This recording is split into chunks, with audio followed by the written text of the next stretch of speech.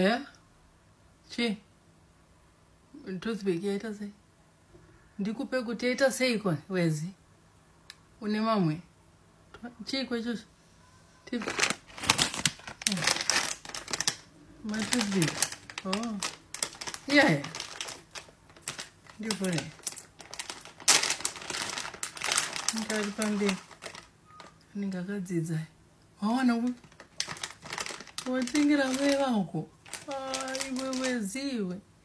Kumari waiona ku? Yakapiwa na baba wangu riko wangu. Wezi mwanangu watingira mai vako. Maita msiamu. Maita mofu. Watingira tingira mai wangu watoothpick chirungu. Wezi mwanangu. Kana zviri mangu moti ndiri kuchemika kufara unobvaona kuti mwana ane common sense afunga amai vake watotengera mai vako matoothpick echirungu mwanangu baba Dori muchiuza ane 5 years achiti mama chakuchengetai mama wezi wafunga amai vako mwanangu kaona zviri mumwoyo mangu akanaka